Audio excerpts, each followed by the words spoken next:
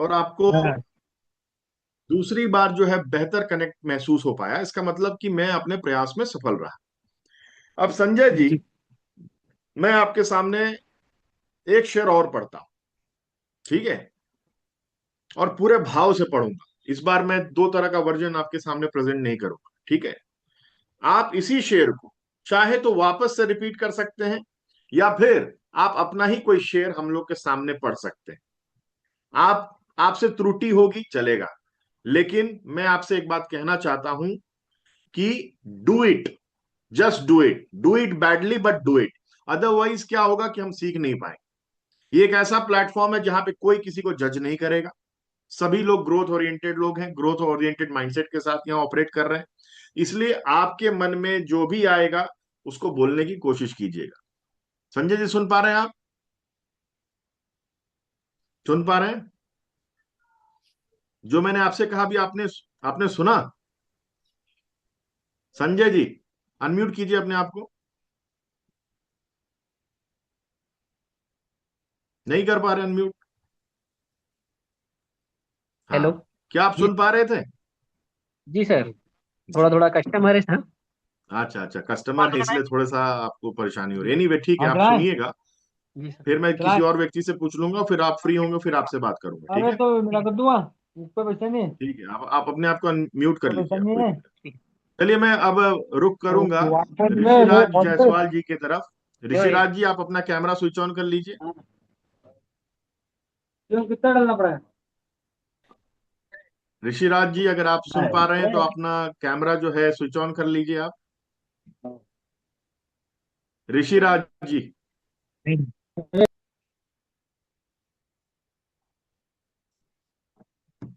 ऋषिराज जी, unmute कीजिए और मुझे बताइए आप सुन पा रहे हैं या नहीं। चलिए, रहने है दीजिए। नहीं करण जी, शायद। आप सुन पा रहे हैं? करण जी।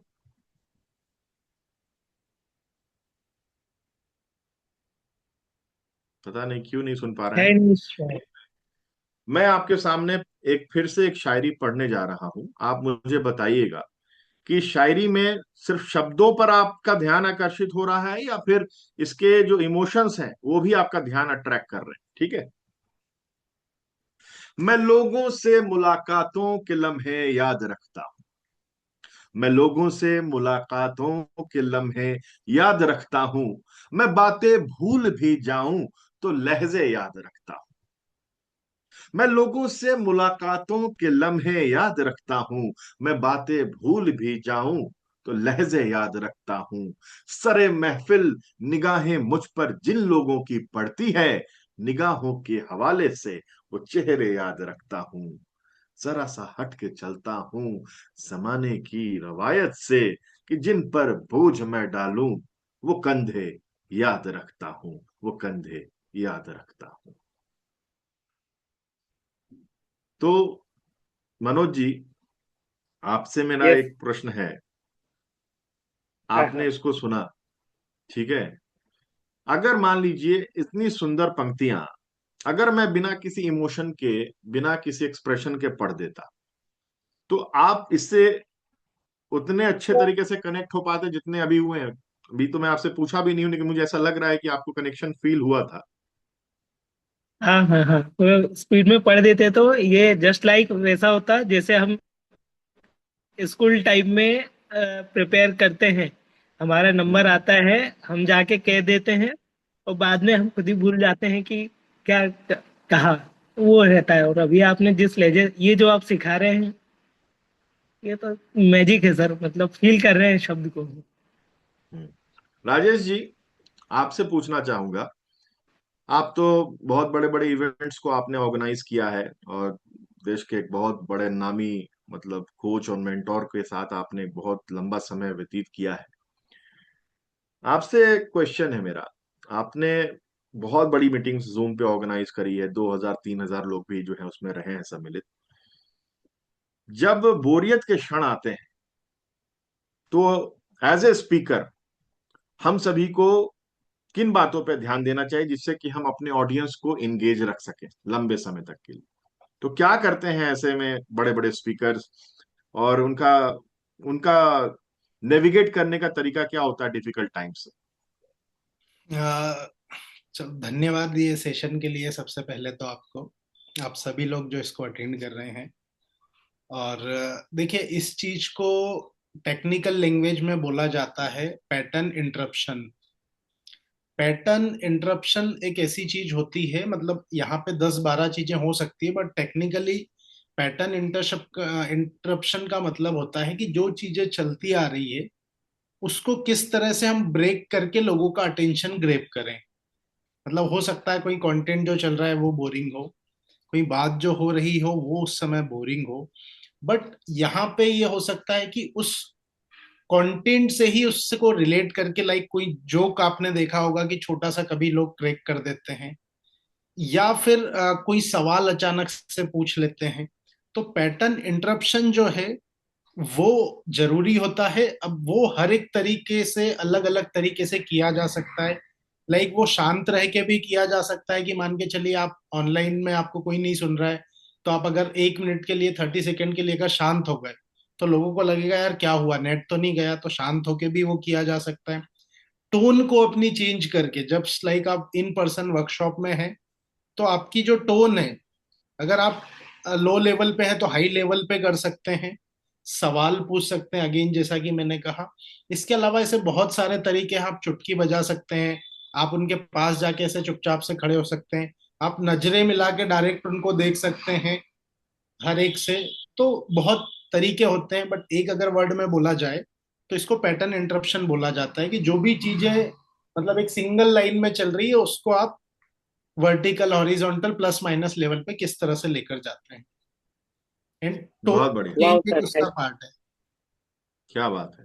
देखिए राजेश जी ने आपको वो सारी जानकारी इतने कम समय में दे दी जिसको जानने के यस। लिए लोग जो है हजारों लाखों रुपए खर्च करने को तैयार होते हैं। राजेश जी ने जो आपको इनसाइडर जो जानकारी दी है, मैं आपको अभी उस कोच का नाम रिवील नहीं कर रहा हूं, लेकिन मैं बताऊं इंडिया के one of the best renowned coaches के साथ राजेश जी ने बहुत अपना समय व्यतीत किया है, उनकी जर्नी में बहुत अच्छे ढंग से कंट्रीब्यूट किया है। और इनका यहाँ आना हम सभी के लिए एक बहुत ही मतलब इनरिचिंग एक्सपीरियंस होने जा रहा है। कारण क्या है कि ये बहुत ही फोकस्ड व्यक्ति हैं जो अपने काम पे इतना ज्यादा, काम के प्रति इतने पैशनेट है कि दिन रात कभी नहीं देखते। नहीं, इनका इस सेशन में होना इस बात का द्योतक है कि he really wants us to believe that yes we can also do it. तो thank you very much Rajesh ji, आप यहाँ पर हैं, मौजूद हैं, और आपने इतनी शानदार बातें बताई कि पैटर्न इंटरप्शन अगर आपको आता है तो आप कभी भी, आपके सेशन में बोरियत नहीं होगी। चाहे आप आई कांटेक्ट, नजरें जमा लें अपने ऑडियंस के साथ में, या फिर डेलिबरेटली एक ऐसा साइलेंट मोमेंट क्रिएट कर दे कि लोग समझ में ना आए कि भाई ये साइलेंस आई क्यों है, या फिर आप कोई शेरो शायरी ऐसी पढ़ दें जिससे कि लोग कनेक्ट हो जाएं, या फिर आप ऐसे कुछ सवाल पूछ दे, बर्निंग क्वेश्चंस पूछ दें जिससे कि लोगों को लगे कि भाई यहां तो फोकस करना जरूरी है। तो कभी भी सेशन मोनोटोनस ना हो, इसके लिए आपको पैटर्न इंटरप्शन की टेक्निक का इस्तेमाल जानना पड़ेगा। और पैटर्न इंटरप्शन आप कैसे कर सकते हैं? आप अपने टोनालिटी से कर सकते हैं, आप अपनी एक्सप्रेशन से कर सकते हैं, आप अपने हाई या लो पिच से कर सकते हैं। तो आपको इन सभी चीजों को ध्यान से, बारीकी से, बारी बारी से सीखना ही पड़ेगा। फर्ज कीजिए मैं आपसे कह रहा हूं चैन से सोना है तो जाग जाओ, और मैं आपसे कह रहा हूं चैन से सोना है तो जाग जाओ। तो मैंने क्या करा? मैंने एक चीज करी। एक तो मैंने बहुत सॉफ्ट वॉइस में आपसे बातचीत करी, और दूसरा अपनी आवाज को उस लेवल पे ले गया कि जिससे कि पैटर्न इंटरप्ट हो गया। ठीक है। तो उसी तरह से अगर मैं बहुत तेज बोल रहा हूं और एकदम धीमा बोलने लगता हूं, तब भी लोगों का फोकस बढ़ता है।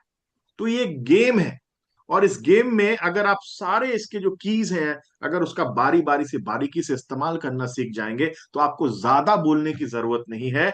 आपको कैसे बोलना है अगर इसकी जानकारी आ जाए, कितनी मतलब उसके अंदर में बारीकियां हैं, कितने उसके अंदर में फ्लोज हैं, कितना उसमें रिदम है, अगर ये सब आपको समझ में आ जाए तो फिर बस मजा आने वाला है। आप किसी भी स्टेज को रूल कर सकते हो, किसी भी रूम को रूल कर सकते हो, और सबके आंखों का तारा बनकर लोगों के दिलों में प्रवेश कर सकते हो। तो आज मैं आपको बताने जा रहा हूं कि वॉइस के 5 एलिमेंट जिसको आप अगर मास्टर कर लेते हैं, तो फिर आप किसी भी प्रेजेंटेशन डे वन से, अगर आपने रिहर्सल अच्छे से कर लिया तो आप रॉक करेंगे। और आपकी प्रीवियस परफॉर्मेंस आप उसको कंपेयर करके देख लेना, आपकी ये परफॉर्मेंस जो है 10 टाइम्स बेटर होगी, ये गारंटीड है। मैंने अपनी जिंदगी में इस चीज को बारी बारी से हमेशा, जब भी मुझे मंच मिला, जब भी मुझे कोई प्लेटफॉर्म मिला, तो मैंने अपने आप को इस तरह से मेंटली प्रिपेयर किया कि भाई this is going to be for my audience. उनको वैल्यू मिलनी चाहिए, उनको जो है एंटरटेनमेंट मिलना चाहिए, उनका जो है एनरिचमेंट होना चाहिए नॉलेज का। तो जब आप दूसरों को ध्यान में रखकर अपने आप को प्रिपेयर करते हो, तो ये सब चीजें अपने आप आपके अंदर डेवलप होने लगती हैं। जब तक आपका फोकस आप खुद रहोगे, ये सोचोगे कि यार लोग मेरे बारे में क्या सोचेंगे, लोग मेरे चेहरे को देख के क्या प्रिज्यूम करेंगे, लोग मेरी दाढ़ी के बारे में क्या सोचेंगे, लोग मेरे हेयर स्टाइल के बारे में क्या सोचेंगे, तब तक ये जो इंटरनल नॉइस आपके अंदर चल रहा है, नॉइस सिर्फ बाहर ही नहीं, अंदर भी आपके मस्तिष्क में भी चल रहा होता है, वो आपको कभी भी फोकस्ड नहीं होने देगा, वो कभी भी आपको 100% इफेक्टिव नहीं होने देगा। इसी वजह से मैं आपसे दरख्वास्त करूंगा कि सबसे इंपॉर्टेंट काम एज ए स्पीकर आपको आगे से करना है कि आपको प्रेजेंट मोमेंट में रहना है। क्योंकि आप जब प्रेजेंट मोमेंट में रहते हैं, ऑडियंस को अपने ऑब्जर्व करते हैं, आप अपने एटमोस्फियर को ऑब्जर्व करते हैं, आप देखते हैं कि इवेंट किस बारे में है, इवेंट में कंटेंट किस तरह का इस्तेमाल किया जाए तो फिर लोगों से बेहतर कनेक्ट होगी। फिर आपके अंदर में जो इंटरनल गाइडेंस है, आपका जो सबकॉन्शियस का गाइडेंस है, वो आपको अपने आप मिलने लगता है, और आपकी डिलीवरी नेचुरल साउंड होने लगती है, आपकी डिलीवरी रिदमिक साउंड होने लगती है, और लोगों को बहुत बढ़िया कनेक्ट महसूस होता है। Isn't it Rajesh ji? जी। Yes, absolutely correct. अब मैं आपको ये भी बताना चाहता हूं कि राजेश जी सिर्फ हिंदुस्तान के सिर्फ एक कोच को नहीं, हिंदुस्तान के जितने बड़े बड़े कोचेज, कई सारे नाम आप लेंगे हो सकता है, और वो सारे नामों को राजेश जी बहुत करीब से जानते हैं। तो इन सभी कोचेस के बारे में इन्होंने जाना समझा, सबके बारीकियों को बहुत नजदीक से इन्होंने ऑब्जर्व किया, उसके बाद ये बातें हमसे ये शेयर कर रहे हैं। तो मनोज जी, अगर आप चाहते हैं कि आपको भी रियल एस्टेट के फील्ड में या अपने जॉब की फील्ड में आपको एक अच्छे स्पीकर के रूप में रिकग्नाइज किया जाए, तो ये जो अभी इन्होंने बताया पैटर्न इंटरप्शन, इसको आप जरूर बिल्कुल। नोट डाउन कीजिएगा। और पैटर्न इंटरप्शन को हम अभी डिटेल में समझेंगे कि किस किस तरह से हम पैटर्न इंटरप्ट करके लोगों को हमेशा अपने सेशन में इन्वॉल्व करके रख सकते हैं। फर्ज कीजिए कि बस मैं राइट। अच्छा बोले जा रहा हूँ, बोले जा रहा हूँ, मुझे लग रहा है कि बहुत बढ़िया कंटेंट जा रहा है, लेकिन अगर मैं आपसे बातचीत ना करूं, मैं आपसे पूछूं नहीं कि भाई आपको कैसा लग रहा है, आप क्या सीख रहे हैं, आपकी लर्निंग क्या है ना, आपके लिए बलबॉन मोमेंट क्या है, तब तक जो है ये सेशन जो है वन वे कम्युनिकेशन का, ये कभी भी जो है एक बढ़िया कनेक्ट पैदा नहीं कर सकता है। तो इसलिए बिल्कुल। कोशिश करें कि आप जिससे बातचीत कर रहे हैं, जिसके लिए बातचीत हाँ, कर रहे हैं, उसको अपने सेशन में इन्वॉल्व करना बहुत इंपॉर्टेंट है। ठीक है, करण जी आप सुन पा रहे हैं बिल्कुल। क्या? करण जी? बिल्कुल बिल्कुल सर, सुन पा रहा हूँ। मैं थोड़ा अभी हॉस्पिटल में था, तो ओके इस ओके, वजह ठीक से है सर, कोई साइड में कोई हो बात हो- नहीं है, मुझे जानकारी नहीं थी इस बारे में। हाँ। ऋषिराज जी आप सुन पा रहे हैं? ऋषिराज जी? कोई बात नहीं। तो संजय अभी आप फ्री हो गए क्या? थोड़ा सा और टाइम लग रहा है। ठीक है, कोई बात नहीं। तो हम अब शुरू करते हैं, हम आगे बढ़ते हैं, और ये जानेंगे कि हमारे आपको वॉइस के एलिमेंट्स क्या क्या होते हैं, है ना। तो मैं आपके साथ एक स्क्रीन शेयर करने वाला हूं अभी, और फिर आपको समझ में आएगा कि वॉइस के क्या क्या एलिमेंट्स होते हैं। और आप बस इसको बहुत ध्यान से देखिएगा, क्योंकि ये इन चीजों को अमूमन जो है लोग हमेशा ओवरलुक कर देते हैं, इस वजह से उनको परेशानी आती है, बारीकियां सीख नहीं पाते हैं। ये बहुत ही इंपॉर्टेंट स्लाइड है, बहुत ही इंपॉर्टेंट पेज है, और इतना सुंदर इसके अंदर में वर्णन हर चीज का कि आप देखेंगे तो आपको बस आनंद आ जाएगा। मैं बता रहा हूं आपको, देखिए, इसमें पूछ रहा है एलिमेंट्स ऑफ वॉइस, ठीक है। इनके हिसाब से एलिमेंट्स ऑफ वॉइस क्या क्या है। सबसे पहला है टोन, ठीक है, आपकी टोनालिटी क्या है, या तो आप न्यूट्रल टोन में बात करते हैं, या फिर आप जियोग्राफिकल टोन में बात करते हैं। फर्ज कीजिए कि आप मालवा से हैं, तो मालवा की जो टोनालिटी होती है वो आपकी पहचान होती है। तो अगर आपको एज ए मालवी कहीं इनवाइट किया गया है, आपको एज एन इंदौरी आपको इनवाइट किया गया है, तो ये मत सोचिएगा कि मुझे हरियाणवी की तरह साउंड करना है या पंजाबी की तरह साउंड करना है या दिल्ली वाले की तरह साउंड करना है। आप जो हैं रॉ फॉर्म में आपको उस टोनालिटी में बातचीत करना आपके लिए एक यूएसपी है, वो आपकी पहचान है। तो अगर किसी को याद करना होगा तो एक और पॉइंट उसे मिल जाएगा कि ओ भाई वो जो मालवा का बंदा था, वो जो इंदौर का बंदा था, है ना, वो आपकी एक यूनिक पहचान है। तो कभी भी हमें ये नहीं सोचना है कि गौरव जी जिस टोन में बात कर रहे हैं या गौरव जी जो न्यूट्रल एक्शन में बात करने की कोशिश कर रहे हैं मुझे भी उसको रेप्लिकेट करना, नहीं। आपकी यूएसपी है आपका ज्योग्राफी। आपकी ज्योग्राफी से जो टोन निकल रही है वो आपकी यूएसपी है। वो आपको दूसरों से बेहतर कनेक्ट करने में आपकी मदद करेगी। तो कभी भी अपने आप को इसके लिए सेल्फ साबोटाज नहीं करना है, कर्स नहीं करना है कि मेरे पास में प्रोनाउंसिएशन की कुछ मिस्टेक्स है और इसको अगर कोई सामने वाला सुन लेगा तो फिर उसे बुरा लगेगा फिर, या फिर जज करने लगेगा। नहीं, आपकी जो यूनिकनेस है वो आपकी यूनिकनेस है। और मैं आपको बताना चाहता हूं कि आप जितने रॉ होते हैं आप उतने बेहतर ढंग से सामने वाले से कनेक्ट होते हैं। टोनी रॉबिन्स वर्ल्ड के सबसे बड़े कोच हैं, मोटिवेशनल स्पीकर हैं। वो अपने टोन में बात करते हैं, वो आपको खुश करने के लिए आपके इंडियन टोन में थोड़ी बात करते हैं। लेकिन everybody across the globe loves him, they are just mad about him. क्यों? क्योंकि टोनी रॉबिन्स अपनी एक यूनिक आइडेंटिटी रखते हैं, अपनी एक यूनिक टोनालिटी रखते हैं और उसको बहुत प्रेम से सामने प्रेजेंट करते हैं। तो नेक्स्ट टाइम, हाँ, कुछ कुछ ऐसे मौके होते हैं जब आप अगर टोन को अपने न्यूट्रल कर लेते हैं तो आपको उसमें उसकी वजह से काफी मदद मिल जाती है। फर्ज कीजिए कि आप मुश्किल सिचुएशन में फंस गए हैं, टेररिस्ट ने आपको घेर लिया है और उस समय आपको न्यूट्रल एक्सेंट में उर्दू के अल्फाज में भी बात करना आता है, तो हो सकता है ना कि अगर वो उस क्षेत्र का व्यक्ति हो जो उर्दू में दक्ष हो, उर्दू में उसकी पारंगता हो, वो आपको अगर उर्दू में कुछ शब्द या अल्फाज कहते सुन लेता है तो उसको लगता है कि भाई ये तो मेरा व्यक्ति, इसको जो है छोड़ा जा सकता है। हो सकता है। तो उस केस में आपकी जो टोनालिटी है अगर न्यूट्रल हो जाती है, या फिर ज्योग्राफी के हिसाब से आप चेंज कर सकते हैं, पंजाबी में पंजाबी से बात कर सकते हैं, मराठी में मराठी से बात कर सकते हैं, बिहारी में बिहारी से कर सकते हैं, तो वो आपका एक अलग एडेड फीचर हो गया। लेकिन नॉर्मल पार्लेंस में, नॉर्मल कोर्स में आपको अपनी टोनालिटी में ही बातचीत करना है। कोशिश कर सकते हैं आप कि आप न्यूट्रल एक्सेंट में बात करने के लिए अपने आप को ट्रेन करें, लेकिन जब तक पूरी दक्षता हासिल ना हो जाए मिक्सअप नहीं करना, नहीं तो बहुत खिचड़ी साउंड होता है, वो अच्छा नहीं लगता है। इसीलिए आप जैसे हैं यकीन रखिए कि उस वर्जन को सुनने के लिए लोग लालायित हैं, लोग को वैरायटी चाहिए।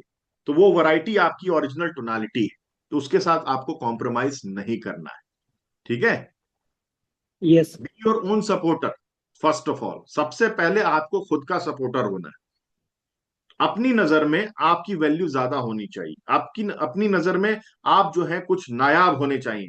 अपने आप को हमेशा पीठ थपथपाना है, कोई थपथपाए या ना थपथपाए।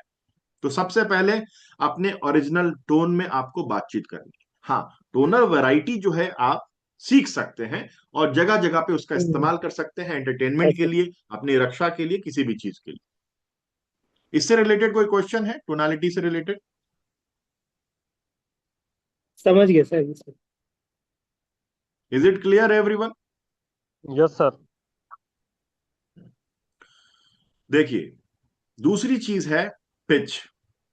आपने सुना होगा ना कि कोई गायिका या गायक लो पिच में महारत हासिल रखता है और कोई हाई पिच का बहुत बड़ा सिंगर होता है। ठीक है? तो हर व्यक्ति के अंदर में एक खास पिच भी होता है। हो सकता है कि हरफनमौला व्यक्ति अपने उस पिच से अपने उस पिच में ऐसी वैरायटी रखता है कि लो पिच पे भी परफॉर्म कर सकता है और कुछ हाई पिच पर भी इक्वली इफेक्टिवली परफॉर्म कर सकता है। तो आपको हमेशा ये देखना, आइडेंटिफाई करना है कि आपकी ओरिजिनल पिच क्या है, कि आप हाई पिच में बात करना पसंद करते हैं या सॉफ्टली आप लो पिच में बात करना पसंद करते हैं। ठीक है? जैसे अगर मैं उदाहरण दूं, भारत में एक बहुत फेमस नाम है सुखविंदर सिंह का। आपने सुना है उनको गाते हुए? कितने लोगों बिल्कुल। ने सुना है? तो सुखविंदर सिंह हाई पिच के बहुत बड़े सिंगर हैं हिंदुस्तान। उनके जैसी बुलंद आवाज शायद ही दूसरे किसी दूसरे सिंगर को। फिर आपके वो जो एक पंजाबी सिंगर और हैं, दलेर मेहंदी, वो भी हाई पिच के बहुत जबरदस्त गायक है। ठीक है, उसी तरह आपको आइडेंटिफाई करनी है आपकी ओरिजिनल पिच क्या है, और अगर उसमें बहुत कमी दिखाई दे रही है तो आपको अपने पिच को इंप्रूव करना पड़ेगा। उसके लिए क्या तरीका हो सकता है वो भी मैं आपसे भी शेयर करने वाला हूं। पहले अभी समझ लीजिए कि वॉइस के एलिमेंट्स क्या क्या है, उसके बाद हम उस पर भी जाएंगे। हम्म, ठीक है, तो पिच के बारे में आपको मेहनत करने की अगर आवश्यकता है तो जरूर कीजिए, क्योंकि पिच अगर आपने इंप्रूव कर ली तो फिर आपको सुनने में बहुत मजा आएगा। जो भी आपको सुनेंगे उनको उसमें मजा आने वाला है। ठीक है, अब देखिए, जैसे कि मैं आपसे कुछ कह रहा हूं, ठीक है, चैन से सोना है तो अब जाग जाओ। ठीक है, तो मैंने क्या किया, अभी मैं नॉर्मल टोन में बात कर रहा था, नॉर्मल वॉल्यूम में बात कर रहा था, एकाएक मैंने अपना वॉल्यूम जो है रेज किया। ठीक है, मैंने अपना वॉल्यूम रेज किया। फिर अब मैं से इसको दूसरी बात कहता हूं, ये सुनते हो, चैन से सोना है तो जाग जाओ, सुनते हो, चैन से सोना है तो जाग जाओ। कंटेंट वही है, हो सकता है कि वॉल्यूम जब मैंने अपना रेज किया उसमें भी आप हुक्ड हुए होंगे, और जब एकाएक बहुत धीमा हो गया तब भी जो है आप हुक हुए होंगे। ठीक है, तो ये सब वोकल वैरायटी आपके स्पीच का तड़का है, आपके स्पीच को तड़का देते हैं। तो आपको ये सीखना पड़ेगा, क्योंकि आप एक ही टोन में, मोनोटोन में बात करते रहेंगे तो सामने वाला आफ्टर सम टाइम उसका अटेंशन स्पैन जो है, आज वैसे भी रील्स का जमाना है, हर कोई 5 सेकंड में रील जो है चेंज कर देता है। तो हो बिल्कुल सकता है सर, कि आपके वोकल वैरायटी की कमी की वजह से कंटेंट भले ही रिच है, लेकिन वोकल वैरायटी अगर स्ट्रांग नहीं है आपकी, तो फिर आपको हो सकता है सामने वाला कम इंपॉर्टेंस दे, कम तवज्जो दे, और आपको लगे कि भाई मेरे को तो कोई सुन नहीं रहा है। तो आपको अपने टोन पर, अपने पिच पर, अपने वॉल्यूम पर, सब पे ध्यान देना है। और ये कैसे देना है ये सब हम सीखेंगे, उसकी चिंता मत कीजिएगा, मैं बताऊंगा आपको, है ना। अभी समझ लेते हैं कि वॉइस के एलिमेंट्स क्या क्या होते हैं। ठीक है, अब आर्टिकुलेशन। आर्टिकुलेशन में एक मोनोटोन होता है ना, और एक जो होता है एक्सप्रेसिव टोन होता है। इसमें क्या होता है ये देखिए, कह रहा है कि प्रिसाइज आर्टिकुलेशन का मतलब होता है कि आप करेक्ट फॉर्मेशन ऑफ वर्ड्स पे ध्यान देते हैं। ठीक है, जैसे अगर आपको उर्दू में कोई शब्द बोलना है तो नुक्ता प्रॉपर आना चाहिए, तो आना चाहिए, उसको कहते हैं प्रिसाइज आर्टिकुलेशन। ठीक है, और इसमें वॉवेल्स के, कॉन्सोनेंट्स के जो हैं, मतलब जो प्रोनाउंसिएशन होती है, बिल्कुल तलफ्फुज जो है आपका बिल्कुल क्लियर होता है, रिस्पेक्टफुल होता है, प्रोफेशनल साउंड होता है, इसमें सामने वाले के लिए केयर होती है, और मैसेज इस तरह से ही कम्युनिकेट किया जाता है। जैसे कि सभा में तशरीफ रखे सभी महानुभावों का मैं हृदय के अंतःकरणों से बहुत बहुत स्वागत करता हूं। आप सभी का अभिनंदन है। मुझे बहुत गर्व हो रहा है कि इस शानदार मौके पर इतने सारे जबरदस्त लोगों के बीच में मुझे भी शिरकत करने का मौका मिल रहा है। आप सभी का तहे दिल से बहुत बहुत शुक्रिया। ठीक है, तो मैंने क्या किया, मैंने, अगर फॉर्मल ओकेजन है तो फॉर्मल ओकेजन में आपसे एक्सपेक्ट किया जाएगा, जैसे मान लीजिए कि किसी इवेंट में कलेक्टर हैं, या फिर चीफ मिनिस्टर साहब बैठे हैं, या फिर फिनेंस मिनिस्टर हैं, या प्रधानमंत्री खुद हैं, वहां पर थोड़ी सी भी जो है आपके पास में चांसेस नहीं है कि आप कुछ भी कैजुअली ले लें। तो एक एक आपका जो नुक्ता है वो प्रॉपर आना चाहिए, एक एक प्रोनाउंसिएशन जो है, स श का अंतर है, नुक्ते का अंतर, वो सब स्पष्ट जो है साउंड करना चाहिए।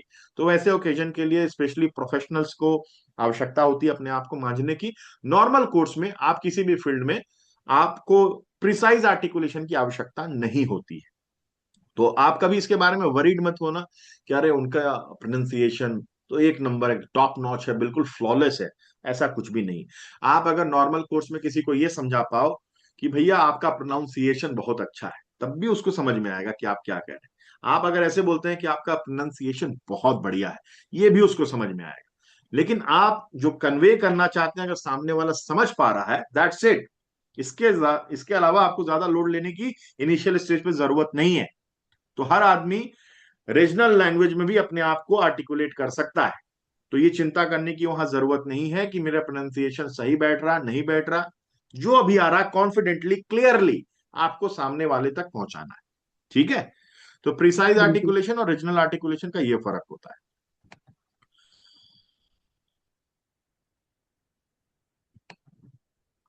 अब देखिए, अभी आपने राजेश जी को सुना था। राजेश जी ने कहा था कि आपने अगर बात करने की अपनी स्पीड बढ़ा दी, है ना, जैसे आपके सामने एक सेंटेंस आया, हिंदुस्तान जिंदाबाद है, ठीक है, आप इसको ऐसे पढ़ रहे हैं, हिंदुस्तान जिंदाबाद है, हिंदुस्तान जिंदाबाद है, हिंदुस्तान जिंदाबाद है, ठीक है। अब आपसे कोई कह रहा है भैया इतने धीरे से काम नहीं चलेगा, आपको क्या करना है, अपनी स्पीड बढ़ानी है, रेट बढ़ाना है, तो आप क्या करेंगे, हिंदुस्तान जिंदाबाद है, हिंदुस्तान जिंदाबाद है, हिंदुस्तान जिंदाबाद है, हिंदुस्तान जिंदाबाद है। तो आपने क्या किया, आपने एक वोकल वैरायटी से सामने वाले को फिर से एंगेज कर लिया, ठीक है। नॉर्मल कोर्स में आप कैसे बोलेंगे, हिंदुस्तान जिंदाबाद है, हिंदुस्तान जिंदाबाद है, हिंदुस्तान जिंदाबाद है, ठीक है। और इसमें अगर मान लीजिए आपसे कह रहा है कि तड़का लगाओ इमोशन का, इंथुजियाज्म का, तो आप कैसे बोलोगे, हिंदुस्तान जिंदाबाद है, हिंदुस्तान जिंदाबाद है, हिंदुस्तान जिंदाबाद है। तो आपने देखा कि आप जब बोलते हैं तो अपनी जुबान से सिर्फ नहीं बोलते हैं, आपकी एक्सप्रेशन, आपकी बॉडी लैंग्वेज, आपके अंदर की फीलिंग सब एक साथ मिलकर जो है कम्युनिकेट करती है। तो कम्युनिकेशन की जो विधा है उसमें इन सभी चीजों का इंपॉर्टेंस है, और उसको एक एक कर कर फोकस देने के बाद हम सीख पाएंगे कि भैया इसकी महारत कैसे हासिल की जा सकती है। लेकिन महारत से पहले बेसिक्स हमको समझना बहुत इंपॉर्टेंट है कि इस फील्ड में आगे बढ़ना चाहते हैं तो हमें किन किन चीजों के ऊपर में काम करने की आवश्यकता है। यस और नो, समझ में आ रहा है? Yes sir. अब देखिए, अभी राजेश जी ने एक बात और कही थी कि आप बोल रहे हैं बोल रहे हैं बोल रहे हैं और आप एकाएक चुप हो गए। जैसे मैं आपको एक उदाहरण देता हूं, एक स्पीकर है सदन में, मैं उसका एक ऑडियंस के रूप में मैं बैठा हूं, मेरे पास स्पीकर जो मेरे आसपास से गुजर रहे हैं और बोल रहे हैं, बहुत मोटिवेशनल बात कर रहे हैं, है ना, और एकाएक मेरे सामने आते हैं और मेरे से कहते हैं, gentleman, how hungry are you for success.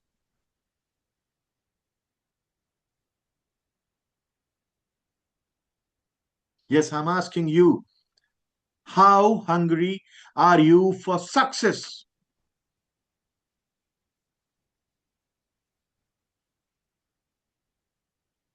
क्या हो रहा है, आपने देखा कि एक आदमी बहुत इंथुजियाज्म के साथ, बहुत ही पावर के साथ बातचीत कर रहा है, और सदन में जो रोमांच है वो बढ़ता जा रहा है, बढ़ता जा रहा है, और एकाएक बातचीत करते करते वो बिल्कुल शांत हो जाते हैं। वो जिससे बात कर रहे हैं उसको कोई शब्द नहीं सुनाई दे रहा है, लेकिन उसके अंदर झंकार पैदा हो गई कि अरे मेरे से पूछ क्या लिया, क्या मैं कितना भूखा हूं ये जानना चाहता है, मुझे कितनी भूख लगी है वो जानना चाहता है, ये जानना चाहता है कि मैं अपनी जिंदगी में सफलता को लेके कितना ज्यादा भूखा हूं। तो जब ये टर्मोइल आप पैदा करना सीख जाते हैं तो फिर समझिए मैजिक अपने आप होने लगता है। बस इन्हीं सब चीजों को कंबाइन करके, जैसे आप इंडियन जो आपका खाना होता है ना, उसमें सब कुछ होती है, दाल होती है, चावल होती है, सैलेड होता है ना, और एक सूखी सब्जी होती है, एक तरी वाली सब्जी होती है। इन सभी चीजों का जब कॉम्बिनेशन होता है तो आपको तृप्ति आती है। एक नया मिलेगा भाई, बहुत बढ़िया। तो आपको अगर तृप्ति चाहिए, अपनी कम्युनिकेशन में सामने वाले को आप ऐसी बातें कहें कि वो तृप्त हो जाए, तो इन सभी चीजों का जो तड़का है आपको प्रेजेंट करना आना चाहिए। पहली चीज क्या हो गई, टोन। दूसरी चीज क्या हो गई, कौन बताएगा? पिच। हाँ, और तीसरी चीज क्या जैसा हो गई, बात कर रहे थे वॉइस। इसमें, आर्टिकुलेशन वाला जो प्रिसाइज और ओरिजिनल आप बता रहे वो थे, पहले मैंने पढ़ दिया था, प्रिसाइज। आर्टिकुलेशन हो गई, फिर होगी वॉइस, और क्या हो गया, रेट, और पांचवा, अंतिम लेकिन सबसे इंपॉर्टेंट, पॉज। पॉज जो है इसको वेस्टर्न वर्ल्ड में रिदम भी बोलते हैं।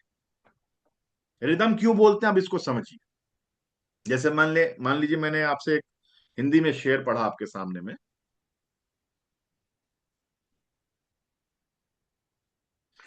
नजर नजर में उतरना कमाल होता है, नजर नजर में उतरना कमाल होता है, नफस नफस में बिखरना कमाल होता है।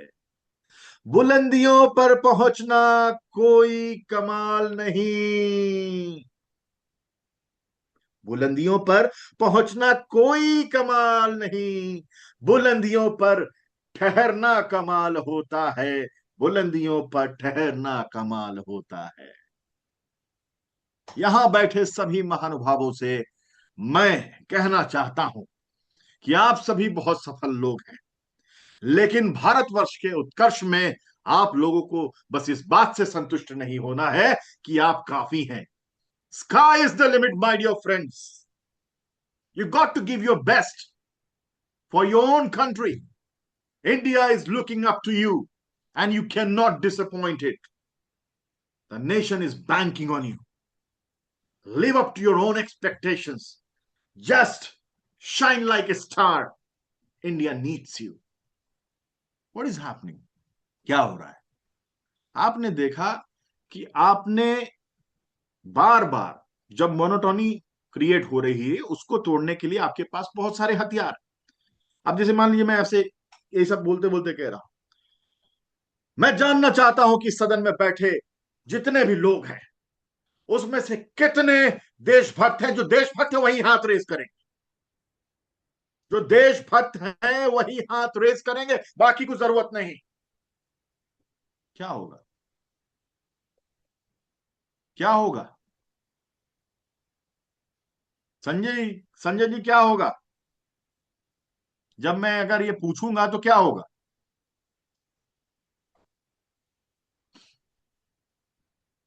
संजय जी,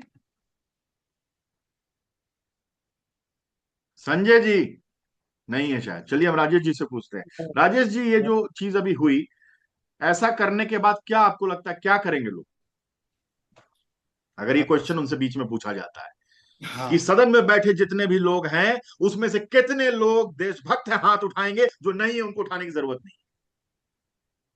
देखिए मोस्टली तो लोग हाथ उठाएंगे, ऑब्वियसली आपका जो इंस्ट्रक्शन है वो फॉलो करेंगे ही। बट यहाँ पे सबसे पहले तो उनका जो अटेंशन है वो आपकी तरफ आएगा। एंड दूसरा मतलब एक डिफरेंट जो होती है साइकोलॉजी, वो ये है कि जब भी हम किसी को अगर सुनते हैं तो हमारे माइंड में अराउंड बोला जाता है कि पूरे दिन में 60,000 थॉट्स आते हैं। आप किसी को सुनते सुनते भी आपका जो है फिजिकली आप वहां पे हैं लेकिन मेंटली आप कहीं और हैं।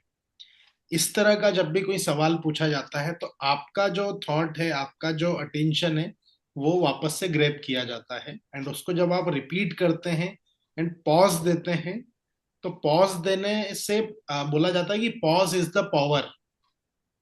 पॉज देने से और उसको रिपीट करने से उनका अटेंशन आ जाता है एंड आगे के लिए फिर जो है वो कंटिन्यू आपको सुनते हैं, समझते हैं एंड वो चीजें उनके माइंड में जाती है। क्या बात है! देखिए इन्होंने कितने इंपॉर्टेंट बात कही है।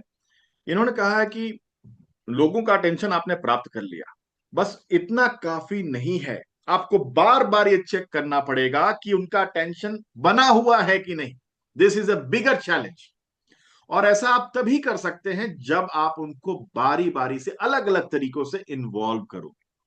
जितना ज्यादा अपने ऑडियंस को आप इन्वॉल्व कर पाओगे उतना ज्यादा आपके उस इवेंट के सक्सेस होने के चांसेस बढ़ जाएंगे। ऐसा कोई सा भी 2-4 मिनट आया जहां उनका अटेंशन स्पैन कहीं और चला गया तो समझिए गेम ओवर।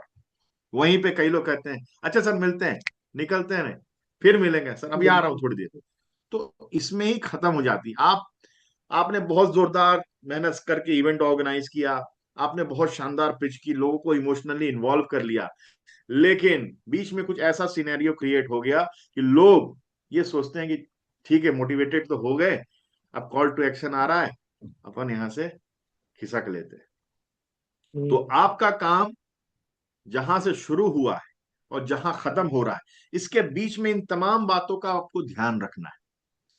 या तो आप 1 to 1 बात कर रहे हो या 1 to many बात कर रहे हो, आपको हमेशा यह ध्यान रखना है कि आपके कॉल टू एक्शन देने के पहले कोई भी व्यक्ति अपना फोकस लूज ना करे।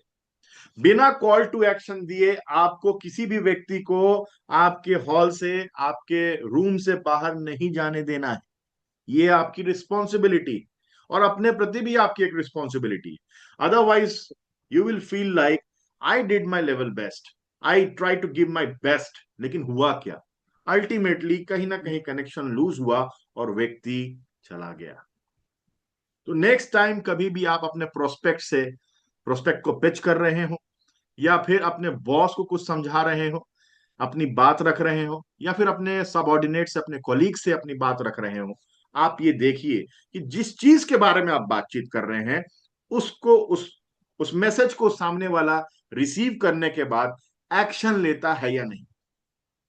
अगर वो एक्शन नहीं ले रहा है, इसका मतलब कि हमारे कम्युनिकेशन की इस प्रोसेस में कहीं ना कहीं ग्लिच आया था, जिसको हम वॉलंटरली नहीं समझ पाए, और इसी वजह से वो मिस्टेक एक बहुत बड़ा लॉस का कारण भी बन सकती है ना? तो जब भी आप पिच करने के लिए बैठे, ऐसा नहीं है कि सिर्फ ये मोटिवेशनल स्पीचेस देने के लिए चीजें हैं। आप देखो, एक चीज मैं बहुत अच्छा आज मैंने पढ़ा है, वो आपको शेयर करना चाहता हूं, कि आपकी बॉडी लैंग्वेज या फिर आपका टोनालिटी या आपके एक्सप्रेशन कब कितना होना चाहिए।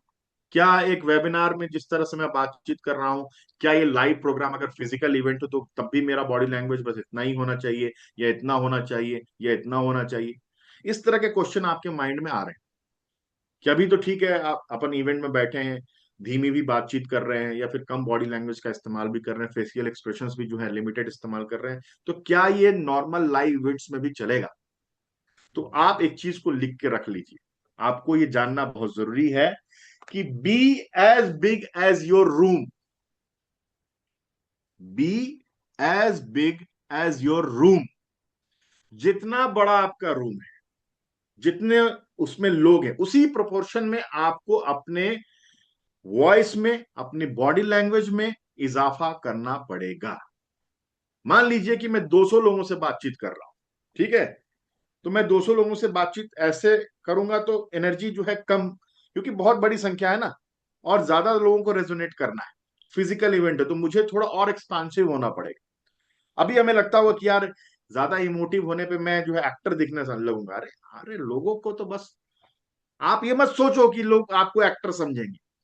आप परफॉर्म कर रहे हो वहां, और वो परफॉर्मेंस जो है उनके दिल तक रुकनी चाहिए, दिल तक पहुंचनी चाहिए, तो आपको उसके हिसाब से अपने परफॉर्मेंस में भी इजाफा करना पड़ेगा। लेकिन ये 200 लोगों की बात जो की मैंने, फर्ज कीजिए कि आप स्टेडियम में एक ह्यूज ऑडियंस के सामने में बातचीत कर रहे हैं, उस समय क्या इससे काम चल जाए?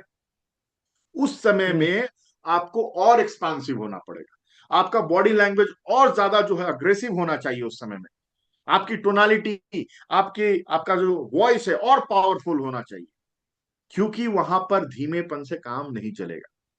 तो कहते हैं ना कि you got to rise to the occasion. Occasion के प्रोपोर्शनेट आपको अपना बिहेवियर, अपने एक्सप्रेशंस, अपना बॉडी लैंग्वेज सब कुछ रखना पड़ेगा। मान लीजिए कि आप किसी फ्यूनरल में गए और वहां पर आप उस एक्सप्रेशन, उस बॉडी लैंग्वेज के साथ उसको मोटिवेट करने लगते हैं, अरे कोई बात नहीं यार, पिताजी कहे ना, क्या हो गया? ऐसा नहीं चलेगा। आपको बहुत ही बारीकी से समझना पड़ेगा कि आप जिस भी मंच पर जा रहे हैं, जिस भी प्लेटफॉर्म पे आप जा रहे हैं, उसकी रिक्वायरमेंट आपसे क्या डिमांड कर रही है। उस डिमांड को आपका माइंड आपको अगर समझा पा रहा है कि हाँ, इस डिमांड को केटर करना है यहां, फिर देखना आपके परफॉर्मेंस में, आपके शब्दों में, आपके इंटेंशन में आपको एक अलाइनमेंट महसूस होगा। और बिना इस अलाइनमेंट के आपका पूरा गेम खराब हो सकता है। ठीक है? अगर कोई उर्दू का शब्द नहीं आता है अच्छे से बोलने के लिए, मत इस्तेमाल कीजिए, क्योंकि अर्थ का अनर्थ अगर हो गया तब भी बहुत बड़ा लोचा हो सकता है। एक सिंपल सा शब्द मैं बता रहा हूं, सुनिएगा एक बार क्या हुआ। हमारे पाकिस्तान के प्रधानमंत्री थे, वजीर आला शौकत अजीज, है ना, शौकत अजीज। वो एक बार हिंदुस्तान आए थे, तो भारत के किसी न्यूज वाले ने उनसे ये पूछा, उनके साथ में जो व्यक्ति थे उनसे पूछा कि आपके वजीर आला शौकत अजीज भी आए हैं, है ना? तो ये सुनते ही जो है वो व्यक्ति बहुत ज्यादा बिफर गया। वो बोला, ये आप क्या बात कर रहे हैं? आपके लिए, वजीर आला के लिए हम इतने अच्छे अच्छे अल्फाज इस्तेमाल करते हैं, आप हमारे वजीर आला के लिए ऐसे शब्द बोल रहे हैं? बोला, मैंने तो कुछ भी नहीं बोला, बस इज्जत से ही पूछा कि आपके वजीर आला जो है ये शौकत अजीज साहब जो है कि कैसे हैं, यही तो पूछा मैंने। बोला जनाब अगर आपको उर्दू की समझ नहीं है तो उर्दू मत में उर्दू इस्तेमाल ना करें आप। बोला मेरी क्या मिस्टेक हुई? फिर उन्होंने साइलेंटली अलग से जाके समझाया उनको कि अगर अजीज में ज पर से एक नुक्ता हट जाता है तो उसका अर्थ होता है इंपोर्टेंट, नपुंसक।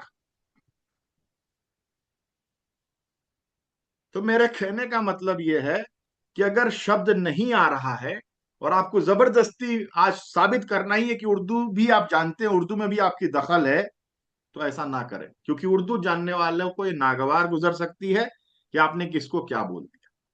इसलिए जो आता है उसको कॉन्फिडेंटली प्रेजेंट करना है, कभी भी अपने को दिखावे के चक्कर में नहीं बोलना, इंप्रेस करने के लिए नहीं बोलना। इस बात को लिख लीजिए, you don't have to impress people.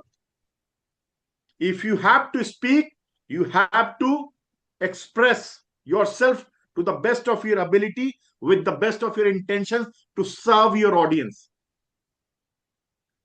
अगर आप ये फोकस करने लगेंगे, कौन है देखिए, लोग अभी भी आ रहे हैं, अभी सेशन खत्म होने वाला है, ठीक है, लेकिन ये मिस करेंगे अल्टीमेटली। पता नहीं वीवो कौन है ज्वाइन कर रहा है, एनीवे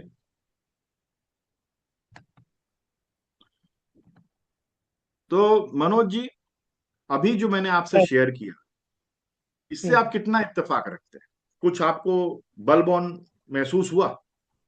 बल्ब ऑन बिल्कुल। मोमेंट?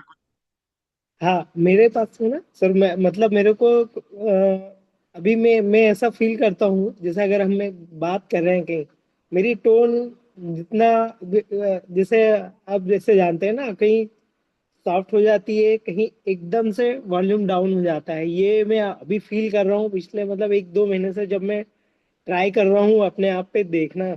जो आपने टाइप्स ऑफ ये बताए ना, टोन, उसके बाद में पिच, तो मेजर ये पिच वाला मेरे साथ लफड़ा मुझे समझ में आ रहा आया। आज आज फर्स्ट टाइम मैंने ये चीज देखी है थोड़ा, मतलब अपने काम, ये जो पैटर्न इंटरप्शन बताया सर, ये तो इस पे काम करना पड़ेगा, ऐसे तो नहीं चलेगा। इसमें बहुत सारे हैं, ये तो बहुत बात की आ रही है अभी तो। मैं मतलब जो पिच है मेरी, वही मुझे ऐसा लगता है कि मैं सामने वाले को यदि मौका नहीं देता हूँ, यदि मेरे सब्जेक्ट पे मैं मास्टर हूँ है ना, मैं चाहता हूँ कि मैं कंटिन्यू बोलते जाऊं और वो समझ जाए। मेरे को लगता है कि मैं मतलब मुझे ऐसा फील होता है कि मैंने सभी समझा दिया है तुम्हें, मैं उसको समझने की कभी कोशिश नहीं करता हूँ कभी ये। हम्म, हाँ। समझ गया मैं आपकी बात को। मतलब आपको समझ में आ रहा है कि कुछ ऐसी बारीकियां हैं जिसपे हमें मेहनत करने से हमारा लाभ ही होगा और बेटर कम्युनिकेशन घटित हो सकता है, राइट? बिल्कुल बिल्कुल बिल्कुल सर। अब दो चीज जरूर लिख लीजिएगा अभी जो मैं बताने जा रहा हूं। उसका नाम है, पहला जो शब्द है उस पे मैंने बहुत काम किया अपनी जिंदगी में, हाँ हाँ ओवरवेलमिंग इमोशन। ठीक है, ओवरवेलमिंग इमोशन। अगर स्पेलिंग में दिक्कत है तो मैं बोल देता हूं, आप लिख लीजिए, OVERWHELMING, हाँ। ओवरवेलमिंग और इमोशन, EMOTION। ठीक है। और ओके एक सर। और जो है फ्रेज है, ओवरवेलमिंग काम। ओवरवेलमिंग काम, CALM। ठीक है। कोई कोई व्यक्ति इतना ज्यादा इमोशनल साउंड कर सकता है कि वो भी कान को कर्कश लगने लगता है। मान लीजिए कि कोई बहुत जोशीला वक्ता है, बस जोश जोश में बोला जा रहा है, आधा घंटा नहीं सुन पाता कान। कान को वैरायटी चाहिए, बिल्कुल है ना? जैसे मान लीजिए बिल्कुल कि बिल्कुल। जैसे मान लीजिए कोई प्रीचर है। प्रीचर लोग की आदत होती है ना, एकदम ऐसे बोलते रहते हैं कि भाई सामने वाला तो समझ ही जाएगा, मेरे वाणी में इतना तेज है, इतना ओज है। तो एक ही टोन करेक्ट, में जो है यस। एकदम फुल, एकदम एंथुसियाज्म में बोलते रहते हैं, उसमें वैरायटी नहीं लाते। ठीक है, तो उसमें भी हमको बात नहीं करना है। ठीक है। और दूसरा जो मैंने फ्रेज बोला, ओवरवेलमिंग काम, कि हम जैसे अपने आप को समझ रहे कि हम बहुत धीर गंभीर व्यक्ति हैं, है ना? हम्म। और मेरी धीर गंभीरता, शालीनता जो है लोगों को अच्छी लगती होगी, तो वो भी हाँ मोनोटोनस हो, हाँ। है ना? बिल्कुल। तो अपने को इन सभी चीजों का आर्टिस्ट के रूप में इस्तेमाल करना है। फर्ज कीजिए आपके सामने एक पियानो रखा हुआ है, एक पियानो। ठीक है। और पियानो पे बहुत सारे कीज हैं, लेकिन आप जो है एक ही की पे बस प्रेस किए जा रहे। ठीक है, कैसा बिल्कुल। लगेगा? मजा नहीं आएगा, सुनने मजा में नहीं मजा है। नहीं आएगा। तो भाई पियानो क्यों दिया गया है? क्योंकि इतनी सारी जो कीज हैं उसके साथ खेलो ना। It's a game, and you are an बिल्कुल artist, you have to perform, you have to win the heart of your audience. Why बिल्कुल are sir. you restricting yourself just playing one key over and over again? तो ये जो tools हैं communication के, voice के, हम्म, इसको अपने को बारी बारी से इम्प्रोवाइज करते हुए इस्तेमाल करना है। ठीक है, तो बहुत ज्यादा ओवरवेलमिंग इमोशन की आवश्यकता जो है बहुत कंटिन्यूअस नहीं है, और बहुत ज्यादा हम्म, ओवरवेलमिंग काम की भी और जरूरत हर काम की जगह पे नहीं। आवश्यकता नहीं। ठीक है, इसका मिक्सचर आपको इस्तेमाल करना है। ठीक है, जब आप इसके बिल्कुल बिल्कुल। मिक्सचर को इस्तेमाल करना सीख जाएंगे तो मैजिक हैपेंस। आपको मैं एक बात बताऊं, अभी जैसे मैं रिपब्लिक डे का इवेंट होस्ट कर रहा था जिस संस्था के लिए हाँ। मैं काम कर रहा हूं। ठीक है, तो वहां पे भी शेर शायरी जो है आती है। ठीक है, लोगों को बहुत अच्छी लगी कि कितना बढ़िया बिल्कुल। वेल बिहेव्ड स्पीकर है ना। लेकिन दूसरे ही दिन मुझे जाना था एक आंदोलन में हिस्सा लेने के लिए। आप चाहे फेसबुक पे देखेंगे, तो मेरे पेज से जुड़े तो आप देखेंगे उस फेसबुक के पेज पर मेरा वो एक स्ट्राइक में पार्टिसिपेट करने वाले 2 मिनट का एक आप भाषण सुनेंगे। ठीक है, उस हम्म, भाषण में मैंने एक मेरे जुबान से निकल गया। ठीक है, देखिए क्या जुबान से निकला ऐसा, कि भारत के हुक्मरानों को मैं ये कहना चाहता हूं कि ये जो भीड़ है, अगर आप इसे भीड़ समझने की भूल कर रहे हैं तो आप गलत हैं। ये भीड़ नहीं, एक क्रांति है। ठीक है, मैंने ऐसा बोल तो दिया, भीड़ नहीं एक हम्म, क्रांति है। ठीक है, अब इसकी तुकबंदी मुझे करनी थी।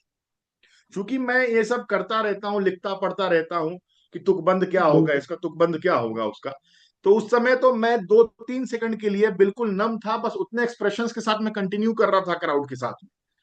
उसी जैसा बोला राजेश जी ने, कभी कभी आपका पॉज भी कम्युनिकेट करता है। और ठीक है ना। हाँ, तो जब रिदम मैंने और बोला ये, भीड़ नहीं ये क्रांति है, तो लोग एंटिसिपेट कर रहे थे कि अगली सेंटेंस क्या आने वाली है, क्योंकि क्या अब तुकबंद की सिचुएशन होगी। ठीक है, अब मुझे भी नहीं मालूम था कि मैं क्या बोलने वाला हूं। ठीक है, तो मैं क्या करूंगा, अब अगर नहीं बोलूं तो मजाक खराब हो जाएगा, किरकिरा हो खराब हो जाएगा। जाए। तो राइट। देखिए, आप चूंकि रिहर्स करते रहते हैं, प्रैक्टिस करते रहते हैं, तो माँ सरस्वती का आशीर्वाद भी आपको मिलता है। देखिए क्या हुआ, फिर मैंने क्या बोला हवा भी चलती कि भीड़ नहीं ये क्रांति है।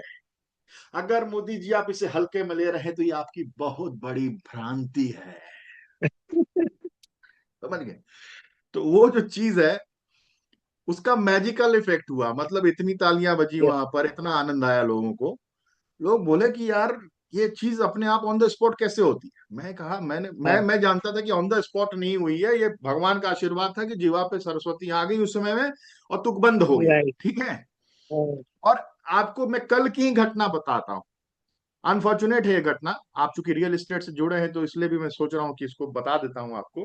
बिल्कुल पीतमपुर में बिल्कुल। सेक्टर 7 में एक प्रोजेक्ट आया है, राजेश भाई को मैंने हम्म, बताया है इसके बारे में। ठीक है, उस प्रोजेक्ट को मेरा एक फ्रेंड वहां पर ब्रोकरशिप के रूप में लीड कर रहा है। ठीक है, अपने फर्म के माध्यम से, एमपीआईडीसी का हम्म, एक ब्रोकर समझ लीजिए। उनके लाइफ में एक दुर्घटना घटित हो जाती है। उनके फादर साहब जो है इवेंट के एक दिन पहले जो है उनका निधन हो जाता है। हम्म, मतलब हम में से हर किसी के लिए एक बहुत बड़ी दुर्घटना है ये, फादर का जाना अपने आप में एक बहुत हम्म, बड़ा विषय होता है। ठीक है, बिल्कुल बिल्कुल। उनकी मेरे से बस ये उम्मीद थी कि मैं उस इवेंट में जाऊंगा और उस इवेंट को मैं सक्सेसफुल करने में अपना तड़का लगाऊंगा। ठीक है, ओके। एज ए स्पीकर वो मुझे जानते थे, एज ए कोलीग भी मुझे जानते थे, फिर दूसरे फील्ड में वो चले गए। लेकिन उनके साथ में मित्रता अभी भी थी, तो उन्होंने बोला कि आप वहां आए मुझे बहुत अच्छा लगेगा, इस इवेंट को आप और उठाओ ला सकते हो। बिल्कुल। अब मैं उनको मना भी नहीं कर सकता हूँ, क्योंकि उनके साथ ऐसा हादसा हो गया, अगर मैं उनका साथ छोड़ हम्म, दूं तो फिर कोई सेंस बनता नहीं है। मैं पहुंचा वहां पर, और मुझे ये बताया गया था कि वहां पर मुझे एक लैपटॉप में प्रेजेंटेशन बना बनाया मिलेगा, जिसको देखकर मुझे प्रेजेंटेशन देना है। ठीक है, अब भाई साहब लोग आ गए, अच्छे खासी तादाद में आ गए। अब मेरे सामने में समस्या थी कि मुझे तो उसके बारे में एबीसीडी कुछ भी मालूम नहीं है। मेरे जो तड़का लगाने वाली चीजें वो तो है मेरे पास, लेकिन कंटेंट क्या जिसके इर्द गिर्द मुझे ये सब तड़का लगाना, कंटेंट है ही नहीं, सब्जेक्ट को बता, हाँ सर। तो इरेलेवेंट ना हो जाए। तो इसका भी मन में संशय चल रहा था कि मैं जस्टिस कर पाऊंगा कि नहीं कर पाऊंगा। मुझे कुछ बिल्कुल। भी नहीं मालूम उस प्रेजेंटेशन के बारे में। और जो लैपटॉप आने वाला था, मालूम है कब आया? जब इवेंट ओवर हो गई तब आया। ठीक है। आप सोचिए, इतने सारे लोग रियल एस्टेट के महारथी लोग वहां बैठे हैं जिनको तमाम तरह की इंदौर की प्रॉपर्टीज के बारे में जानकारी, और मैं ऐसा हम्म, व्यक्ति जो रियल एस्टेट के इवेंट में पहली बार जाकर कुछ बोल रहा है, बस माहौल बनाने के लिए, उसको अब एक्सपर्ट के रूप में बात कर। अरे भाई। समझ गए? और ऐसा नहीं है बिल्कुल। कि बस 5-7 मिनट, भाई हाँ, साहब, भाई साहब 3.5 घंटे में बोला हूं, बिना किसी स्क्रिप्ट के। और मैंने कैसे बोला, क्या बोला, ये बताता हूँ। जब आप प्रिपरेशन कर रहे होते हैं, जब इतनी बारीकी से चीजों को सीख रहे होते हैं, उस दिन सच में आपका जो इम्तिहान होता है ना, उसमें आप अपने आप को जांच पाते हो कि आप कहाँ स्टैंड कर रहे हो। मैं समझ गया था बिल्कुल। कि अब मेरे ऊपर विपदा आ गई है, या तो मैं अब हम्म, यहां से भाग लूं, या फिर बस। मैं निकल लूं। तो इस तरह से उसने पैसा खर्च किया था इवेंट पे, वो खराब हो सकता था अगर मैं उसको अच्छे से, मतलब इन्वॉल्व होकर उसको आगे अपना बेस्ट नहीं देता। मैंने बिल्कुल। हिम्मत करी, उसी समय वहीं बैठ के रिसर्च किया, समझा कि अगर रियल एस्टेट में अगर किसी को इन्वेस्टमेंट करना है तो किन बातों को देखेगा। तो मैंने जब तमाम तरह के कोचिंग सोचिंग्स लिए हैं, उसके भी स्टफ को जोड़ा, और वहीं पे बैठ के तत्क्षण मैंने एक फॉर्मूला बनाया, 5P फॉर्मूला। अगर सच में शानदार इन्वेस्टर हैं, तो आपको ये 5P फॉर्मूला जरूर आना चाहिए, नहीं तो आपसे इन्वेस्टमेंट में गलती हो सकती है। और 5P फॉर्मूला पर मैंने 3-3.5 घंटे बातचीत करी, और चलिए, लोगों को आपसे लगा बात करना। कि इस व्यक्ति से ही बातचीत करवाई जानी, क्योंकि उसके जो पार्टनर थे वो भी स्पीकर थे। वो बोले, गौरव जी आप कंटिन्यू कीजिए, अच्छा बोल रहे हो आप, हमारी दिल की भी बात आपने बोल दी, हमारा वैसे यस भी अनुभव यस है। यस। हाँ हाँ तो हाँ। ये सब क्यों हो सका? वो इसलिए हो सका कि मैंने अपने आप को एक रात पहले प्रिपेयर किया था कि वर्स्ट कम ओके। बुरा से बुरा क्या होगा, क्या हाँ। मैं उस सिचुएशन के लिए तैयार पा रहा हूं अपने आप को। तो मैंने क्या किया, मैंने उस सिचुएशन को विजुलाइज किया था कि मेरे हाथ में कोई स्क्रिप्ट नहीं है, मेरे हाथ में कोई लैपटॉप नहीं है। देखिए, जब आप इस तरह से अपने माइंड को तैयार करते तो क्या क्या होता है। और मैं लोगों के सामने आ गया हूं, तो मैं कैसा साउंड करना चाहिए, मुझे कैसा दिखना चाहिए उनके सामने। ठीक है, ये सब चीजें मेरे माइंड में चली। अब मैंने अपने आप को देखा कि मैं कैसे स्पीकर के रूप में जा रहा हूं जिसके पास में इस सब्जेक्ट पे अथॉरिटी है। At least yes. मुझे ये इसको दिखाना पड़ेगा कि मेरे पास अथॉरिटी है, तभी लोग मेरी बात सुनेंगे। ठीक है। हाँ। जब मेरे पास में वो लैपटॉप पहुंची, भाई साहब, आप यकीन कीजिए, उस प्रेजेंटेशन में जितनी भी चीजें थी, जितनी भी चीजें जो वो बताना चाहता था सामने वाले को, मैंने जब क्रॉस चेक किया, तो एक एक पॉइंट जो उस लैपटॉप में था वो मैं पहले ही बोल चुका था। ये कैसे हुआ, सच में मुझे नहीं मालूम है।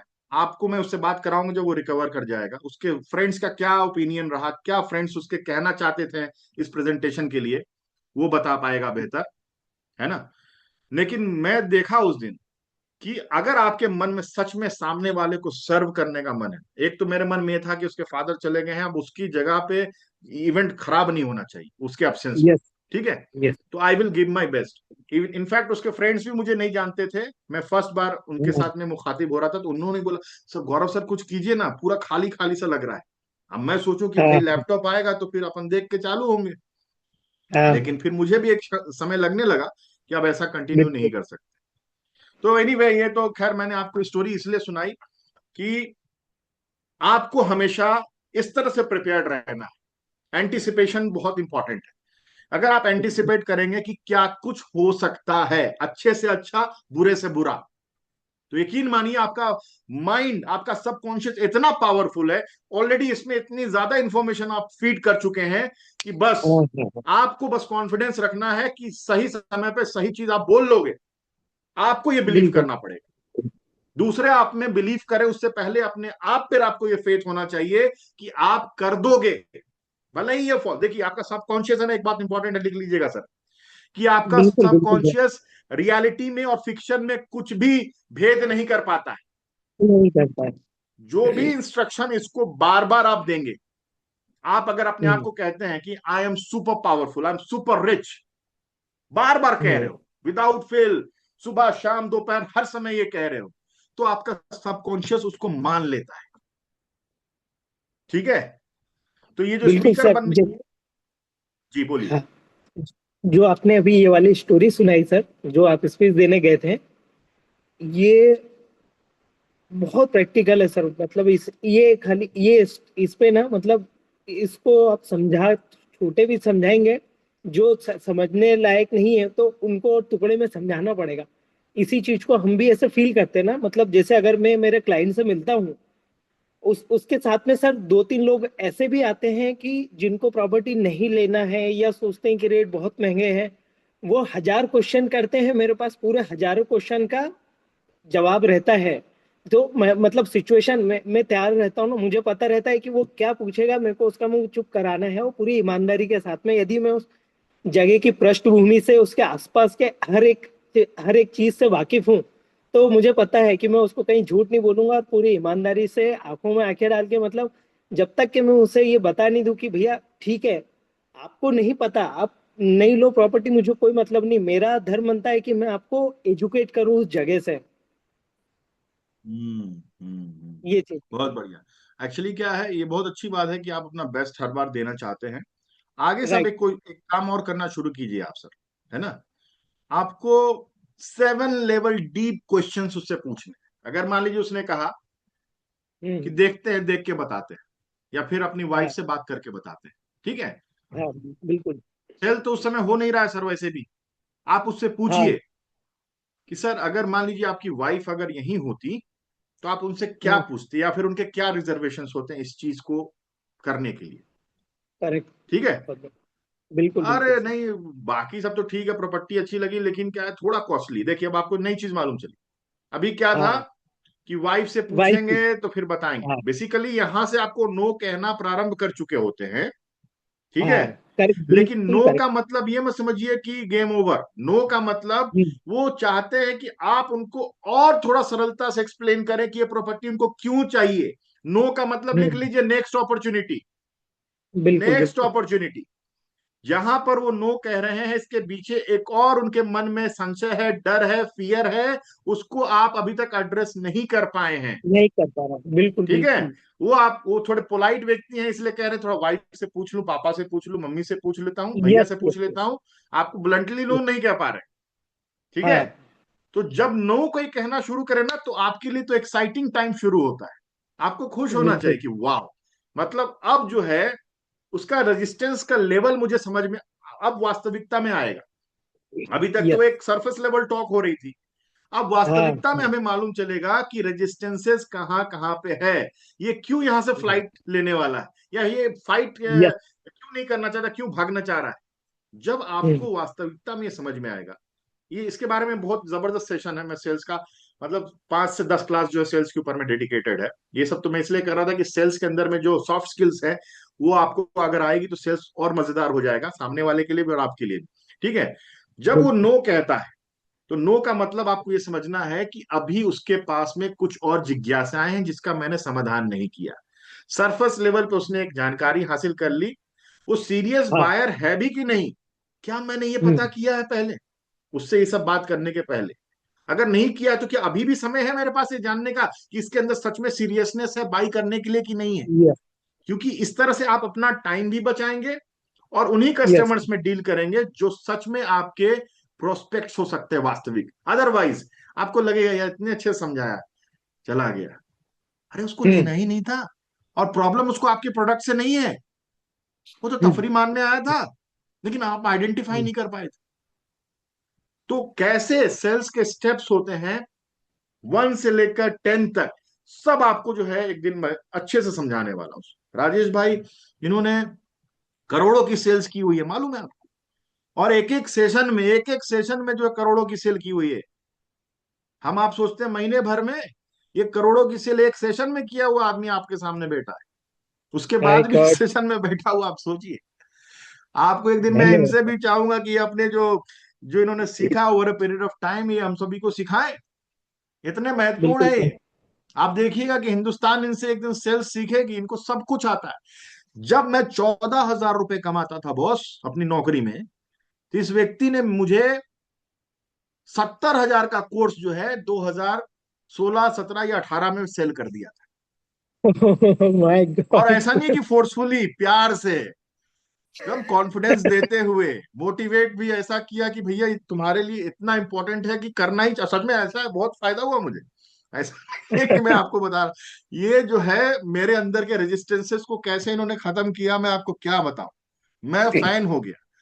जिस कोच का मैंने कोर्स लिया, उनको तो छोड़ दीजिए, मैं इनको कभी नहीं भूल सकता, क्योंकि उन्होंने मुझे टेक्निक सिखाई। तो एक दिन इनका भी अपन सेशन ऐसा लेंगे कि भाई ज्यादा से ज्यादा लोग को सेल्स की मतलब रियल टाइम जो है समझ जो है विकसित हो सके। इनका बहुत बढ़िया एक्सपीरियंस है, बिल्कुल सर। ऑनलाइन सेल्स को ऐसे मक्खन की तरह क्रैक करा है इन्होंने कि अगर कोई अगर वाह। इनको सुन ले बस तो फिर आनंद ही आनंद। क्या राजेश भाई सिखाएंगे हम लोग को आप? पहले आप सर। पहले आप। है ना? मौका मिला अभी तो देखिए बिल्कुल करेंगे, लेकिन शुरुआत बिल्कुल आपसे होगी। अभी देखिए राजेश जी के बारे में आपको बताऊं, कहते ना कि बहुत धीर गंभीर आपको दिखाई दे रहे होंगे, इस व्यक्तित्व बिल्कुल। के अंदर में इतना कुछ है। आप इतना उत्साह और इतना उमंग और इतना पैशन देखेंगे जिस दिन इनको सच में पहचान गया, आपको लगेगा कि यार इस कदर जब आदमी पैशनेट हो जाता है, इस कदर जब डायरेक्शन उसके सामने स्पष्ट होता है, उसका फोकस बिल्कुल स्पष्ट होता है, वो दिन रात नहीं देखता। ये आदमी रात में 2 बजे भी सेल करके लाया है अपनी टीम के लिए, वाह। रात में 2 बजे। अपने दैट मीन्स घर पहुंचने में बारिश, गर्मी, तूफान सब भूल जाए आदमी, और ऐसा नहीं कि कार में बैठ के, बाइक पे बैठ के आदमी 50 किलोमीटर दूर रात में 2 बजे सेल्स का जो है क्लोजर किया है। तो माय बहुत गॉड। कुछ है जीवन में अभी करने के लिए। आप एकदम हैरत होंगे, इस ग्रुप में, इस कम्युनिटी में ऐसे ऐसे लोगों से मैं धीरे धीरे परिचय कराने वाला हूं आप लोगों का, जो सब अपने अपने फील्ड में महारत रखते हैं। अब ये देखिए संजय जो है अपना घर नहीं गया, अभी इसका टाइम हो गया होगा। इसके अंदर भी पता नहीं क्या आग हो गई कि भैया दुकान छोड़ के जा ही नहीं रहा, घर पे ज्यादा डिस्ट्रैक्शन होगा, दुकान से ही अटेंड कर रहा है। क्यों संजय, इंपॉर्टेंट लग रहा है ये इवेंट? जी सर बिल्कुल। बिल्कुल। कुछ अच्छा लग रहा है, कुछ अच्छा पाया यहाँ पे आज?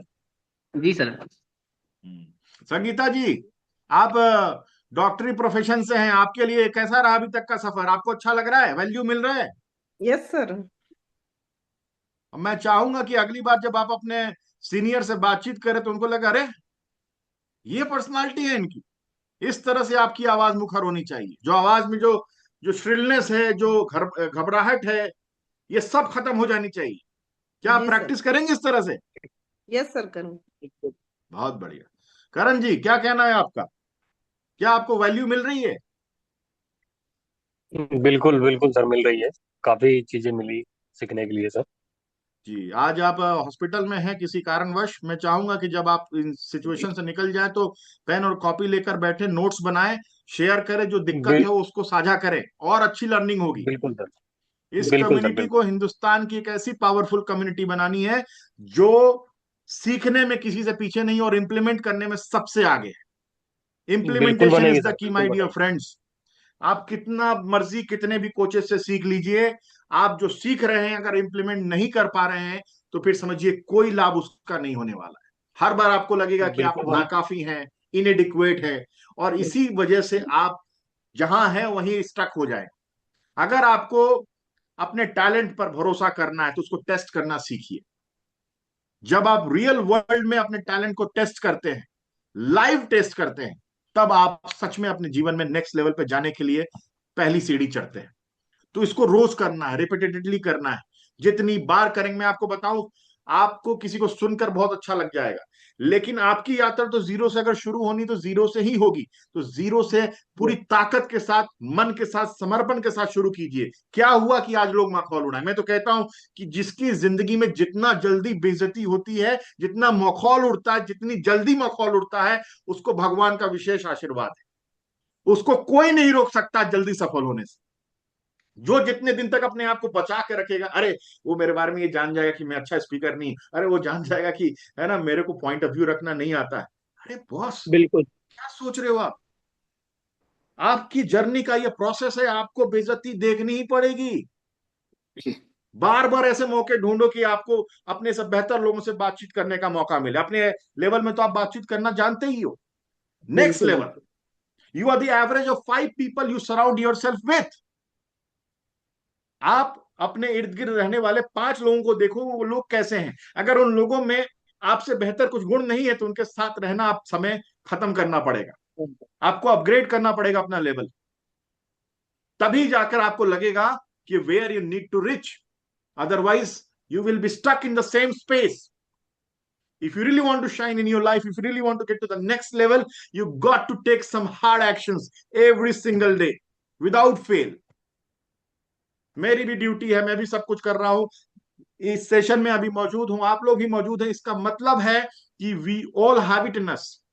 हम सभी अपने अंदर के उस वास्तविक पावरफुल व्यक्ति को जगह दे रहे हैं, मंच दे रहे हैं कि निखल के आओ सामने, है कि नहीं?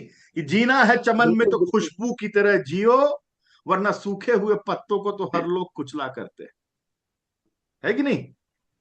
बिल्कुल। लगा दो आग में पानी जवानी, इसको कहते हैं यूथ, इसी को कहते हैं।